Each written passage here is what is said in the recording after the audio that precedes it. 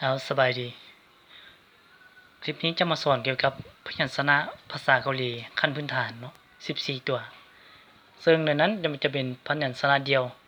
เนาะพยัญชนะเดียว14ตัวตัวที่1คือคียอกเนาะคียอกเทียบใส่ภาษาลาวคือคอควายและกอไก่ถ้าอยู่ทางหน้าจะออกเสียงคอควายถ้าคียอกอยู่ทางหลังจะออกเสียงเป็นกอไก่เนาะแต่ละตัวคือกันถ้ามันมี2ตัวตัวที่2คือนิอื่นเทียบใส่ภาษาลาวคือนอนกนั่นเองตัวที่3คือที่กึดเทียบใส่ภาษาลาวคือทอถุงและดอเด็กตัวที่4คือรีอื่นเทียบใส่ภาษาลาวคือตัวรอรีรอกับตัวลอลิงนะตัวที่5คือมีนะมีเทียบใส่ภาษาลาวคือตัวหมอนะอันนี้ตัวที่6คือพี่เทียบใส่ภาษาลาวคือพอผูกและบอเบ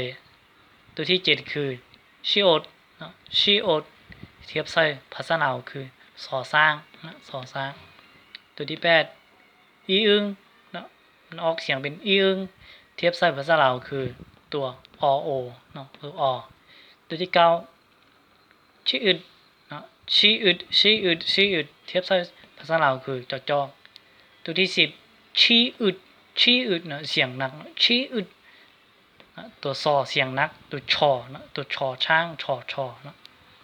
วันนี้ตัว11คือตัวคีอึกนะคีอึกเทียบใส่ภาษาลาวคือคอควายและคอไข่นะเห็นดิคอไข่12คือพี่อึบนะพี่อึบเทียบใส่ภาษาลาวคือตัวพอผูเนาะวันนี้ตัว13คือตัวอีนี่คือตัวอีอังกฤษนี่ที่อึดเนาะตัวนี้จะเอาเป็นที่อึดออกเสียงตัวทอภาษาลาวเนาะตัวนี้จะเป็นตัวฮิอึกเนาะฮิอึกเทียบใส่ภาษาลาวคือหองเงินนะเอาภาษาเกาหลีเกี่ยวกับพยัญชนะเดียว14ตัวมันจะมีสำนี้เนาะเอาลองไปฝึกเขียนฝึกอ่านเบิ่ง